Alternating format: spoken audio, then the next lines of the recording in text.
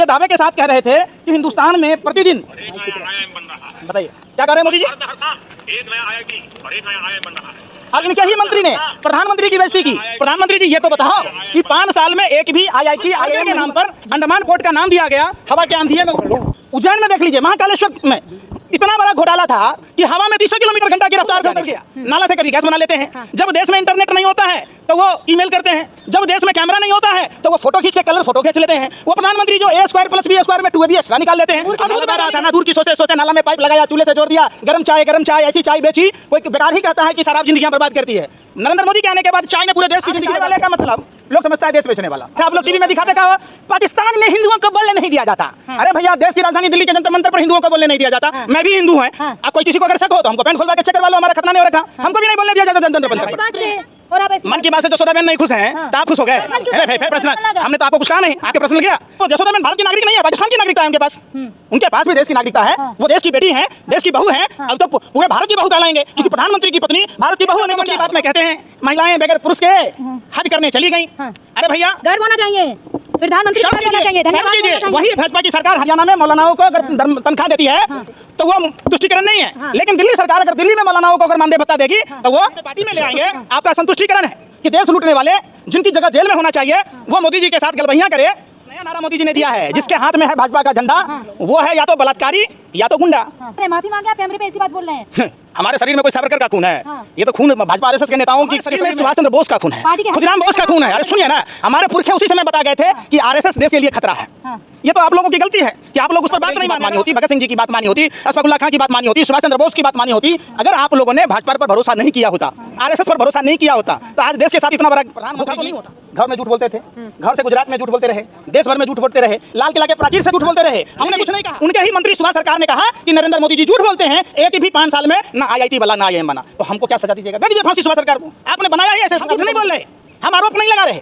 आपके ही मंत्री रामदास अठावले ने कहा कि प्रधानमंत्री कमजोर है, गृह मंत्री कमजोर है, तमाशाबीन है, तमाशा दिखाता है, म्यांमार से हथियार आ रहे हैं मणिपुर में। मैंने नहीं कहा, ट्वीट किया है रामदास अठावले ने कि ये प्रधानमंत्री ने आईआईटी आईआईएम के लिए बोला था, एक भी नहीं बना। तो अर्थव्यवस्था से लेना देना कुछ भी नहीं है। 2014 में भारत की अर्थव्यवस्था क्या थी आप बताइए ना? अर्थव्यवस्था को कैसे फेडरल सिस्टम को डैमेज करने के लिए बैंकिंग सिस्टम को ध्वस्त किया गया।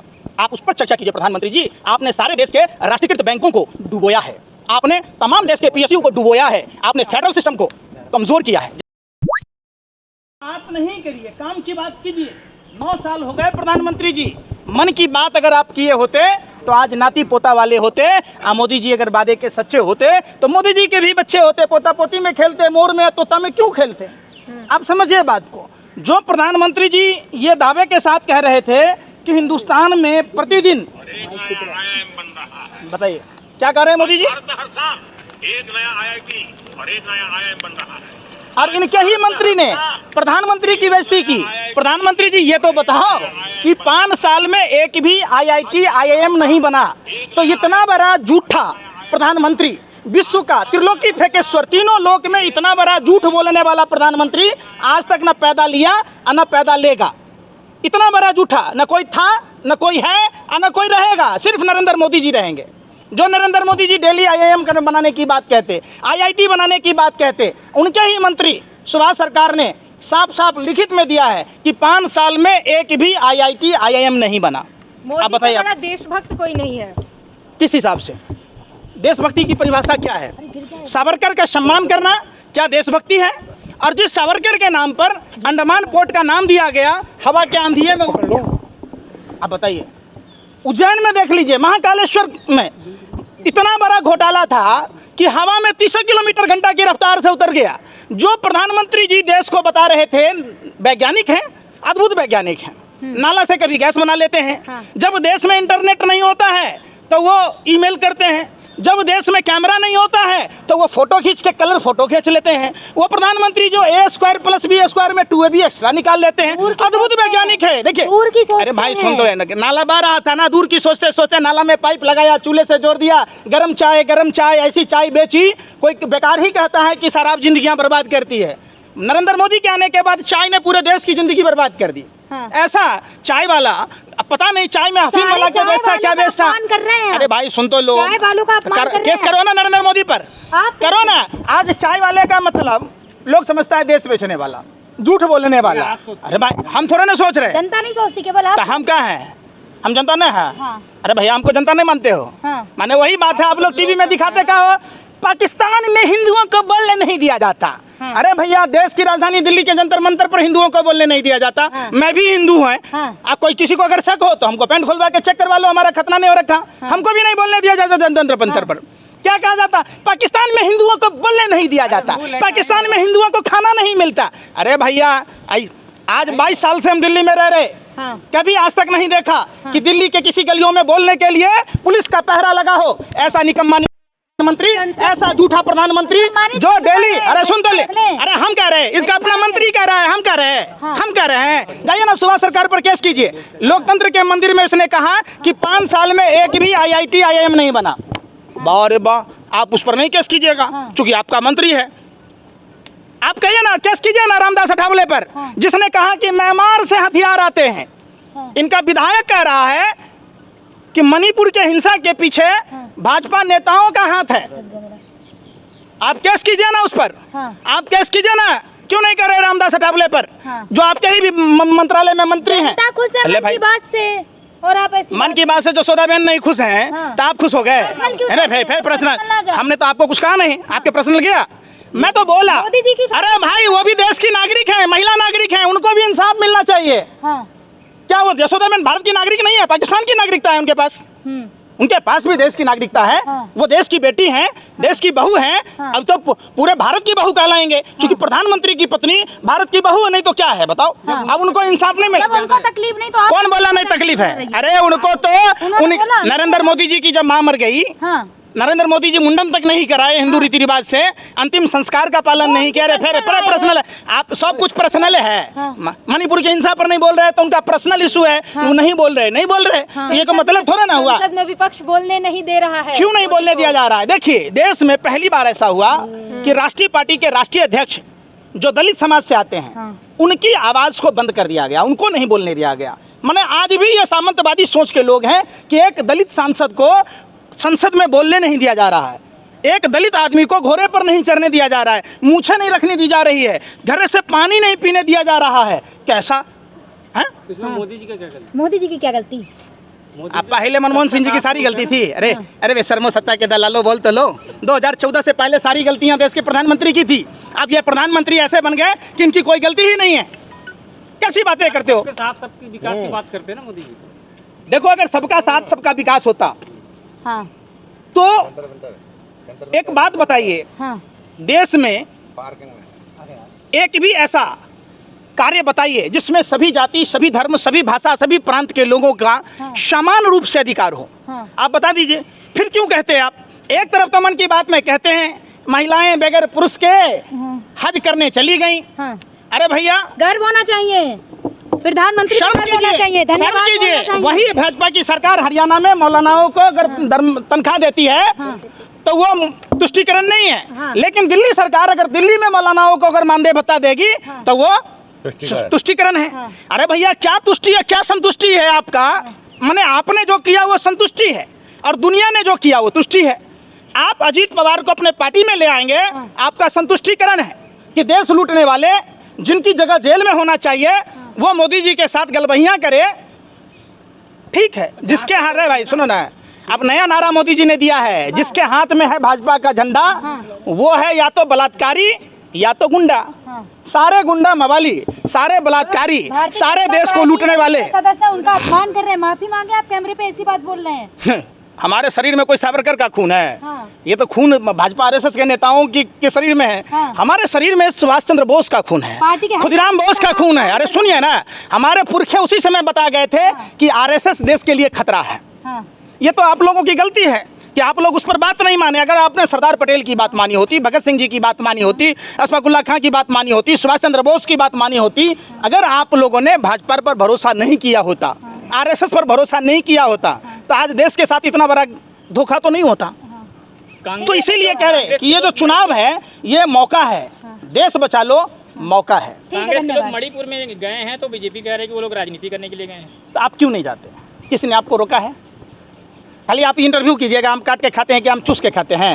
और अमिताभ बच्चन ने पालक खाई, अमिताभ बच्चन के दांत में हरे रंग के रेशे फंसे हैं, अमिताभ बच्चन ने हरे रंग की पोटी की, यही दिखाइएगा? कह रहे आप दिखाइए ना भाई, मणिपुर में उस महिला के साथ जिंदगी हुई जिसके पति ने देश की हिफाजत की, आप उस पर नहीं बोलते हैं। लेकिन आपने नहीं देखा हस्तिनापुर हो या मणिपुर, देश महिलाओं के चीरहरण पर शर्मिंदा है और आपको भी शर्मिंदा होना चाहिए। अगर आपको शर्म नहीं आ रही, आपको लोक लज्जा नहीं है, तो आप इंसान नहीं जानवर हैं। आप जैसे पत्रकारों की देश में ज़रूरत नहीं है। आप सत्ता पक्ष के लोगों से सवाल पूछिए। आप देश में रहते हैं, देश में तमाम भाजपा के विधायक सांसद लगभग यहाँ आते जाते रहते हैं और सांसद और मंत्रियों का तो जमावड़ा है। आप सवाल पूछिए, आप सवाल नहीं पूछते, क्यों? ऐसी क्या व्यवस्था है? बदनाम कर रहे हैं, उनके अच्छे काम नहीं दिखते आपको? देखिए, हमने तो नहीं कहा लोकसभा में, हम तो संसद सदस्य नहीं हैं। प्रधानमंत्री जी घर में झूठ बोलते थे, घर से गुजरात में झूठ बोलते रहे, देश भर में झूठ बोलते रहे, लाल किला के प्राचीर से झूठ बोलते रहे, हमने कुछ नहीं कहा। लेकिन उनके ही मंत्री सुभाष सरकार ने कहा कि नरेंद्र मोदी जी झूठ बोलते हैं, एक भी 5 साल में ना IIT बना ना IIM बना, तो हमको क्या सजा दीजिएगा? दे दीजिए फांसी सुभाष सरकार को। आपने बनाया ही ऐसे आदमी को मंत्री। हम झूठ नहीं बोल रहे, हम आरोप नहीं लगा रहे। आपके ही मंत्री रामदास अठावले ने कहा कि प्रधानमंत्री कमजोर है, गृह मंत्री कमजोर है, तमाशाबीन है, तमाशा दिखाता है, म्यांमार से हथियार आ रहे हैं मणिपुर में। मैंने नहीं कहा, ट्वीट किया है रामदास अठावले ने। कीजिए कार्रवाई आप उन पर। आप जब कहेंगे, आप बोलते नहीं हैं। आपका काम क्या था? लोकतंत्र का चौथा स्तंभ कहे जाते हैं आप। आपका काम है सरकार से, शासन से, सत्ता से सवाल पूछना। आप क्या करते? गलबहियाँ गा रहे।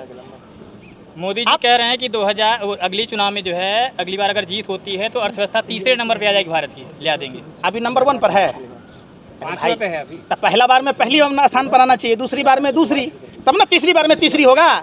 मतलब समझ लीजिए, जो प्रधानमंत्री ने IIT IIM के लिए बोला था, एक भी नहीं बना, तो अर्थव्यवस्था से लेना देना कुछ भी नहीं है। 2014 में भारत की अर्थव्यवस्था क्या थी? आप बताइए ना, अर्थव्यवस्था को कैसे कमजोर किया गया, कैसे फेडरल सिस्टम को डैमेज करने के लिए बैंकिंग सिस्टम को ध्वस्त किया गया। आप उस पर चर्चा कीजिए प्रधानमंत्री जी। आपने सारे देश के राष्ट्रीयकृत बैंकों को डुबोया है, आपने तमाम देश के PSU को डुबोया है, आपने फेडरल सिस्टम को कमज़ोर किया है। जहां प्रधानमंत्री का काम फेडरल सिस्टम को स्ट्रांग करना था, वहां फेडरल सिस्टम को आपने कमज़ोर किया है। क्या कहेंगे जो अभी विपक्ष का जो एग्जिट हुआ है, महागठबंधन का नाम इंडिया दिया गया है, उस पर भी सवाल हो रहे हैं। इंडिया वर्सेज भारत वाला मामला जो कह रहे हैं कि PFI में इंडिया है, ईस्ट इंडिया में इंडिया था, तो इस चीज़ से कनेक्ट कर रहे हैं वो इंडिया को। आपका जन्म कब हुआ? 2014 तक हो गया होगा, हम उम्मीद करते हैं आप पत्रकारों का। ऐसा तो नहीं है कि इंडिया गठबंधन बनने के बाद जन्म हुआ है। अब कहेंगे तो मैं वो भी वीडियो दिखा दूंगा। चक दे इंडिया, खेलो इंडिया, जीतो इंडिया, पढ़ो इंडिया, कूदो India, make in India, startup India. India से ही तो हर चीज़ मोदी का जुड़ाव होता था। क्यों? लोगों को बरगला रहे थे। अब जब इंडिया गठबंधन बन गया तो ये अंग्रेजों का नाम हो गया। अरे भैया, अंग्रेजों के दलाल और मुखबिरों, तुम्हारे बाप दादाओं ने अंग्रेजों की गुलामी करी थी, चौका बर्तन किया था, तलवा चाटे थे। सावरकर माफी वीर, डरपोक, कायर, बुजदिल। सावरकर 60 रुपया महीना उस समय लेता था जब देश में 12 रुपया शिक्षकों को वेतन मिलता था। कहते हैं बीजेपी कहते हैं कि इनका नाम इंडिया रख देने से नीयत नहीं बदलेगी, चोर थे चोर ही रहेंगे। बिल्कुल कहा। अपने दिल से जानिए पराये दिल का हाल। कल भी ये देश के लिए गद्दार थे, आज भी ये देश के लिए गद्दार हैं, और यही देश को बदनाम करने वाले। मेरी तो बदकिस्मती है कि मैं भारत में जन्म लिया। अरे भैया, ये आपका खुशनसीबी है कि आपने भारत में जन्म लिया और भारत की भूमि एक चाय वाले के बेटे को प्रधानमंत्री बना दिया। ये आपकी खुशनसीबी है। आपको देश ने मुख्यमंत्री बनवाया, आपको देश ने प्रधानमंत्री बनाया, आप देश में विधायक बने और 85,000 करोड़ के प्लेन में घूम रहे, फिर भी आप देश को कोस रहे। ऐसा कोई सगा नहीं जिसको मोदी जी ने ठगा नहीं। राहुल गांधी भी तो विदेशी धरती पर जाकर इंडिया की बुराई करते हैं। मोदी जी गुणगान कर रहे थे, पूछ रहा हूँ। राहुल गांधी अरे मोदी जी क्या कर रहे थे? ऑस्ट्रेलिया में जाकर, कैलिफोर्निया में जाकर, जर्मनी में जाकर, आप बताइए ना किन किन देशों में जाकर वो अपना बदनसीबी का रोना रो रहे हैं। अरे आप जैसे बदनसीब प्रधानमंत्री होने के कारण ही देश की इतनी व्यवस्था गर्त में चली गई। आप उस पर नहीं चर्चा कर रहे हैं। यह आपकी खुशनसीबी है कि आप भारत में जन्म लिए और आपको देश ने प्रधानमंत्री चुना, आप उसको बदनसीबी कह रहे हैं। धिक्कार है आपकी ज़िंदगी पर, लानत है आपकी ज़िंदगी पर। आप जिस थाली में खा रहे हैं उसी थाली में छेद कर रहे हैं। जिस देश में आपने आपको मुख्यमंत्री से लेकर प्रधानमंत्री तक का पद से सुशोभित किया, आप उस देश की गरिमा को कैलिफोर्निया में जाकर, जर्मनी में जाकर, विदेशों की धरती पर बदनाम कर रहे हैं।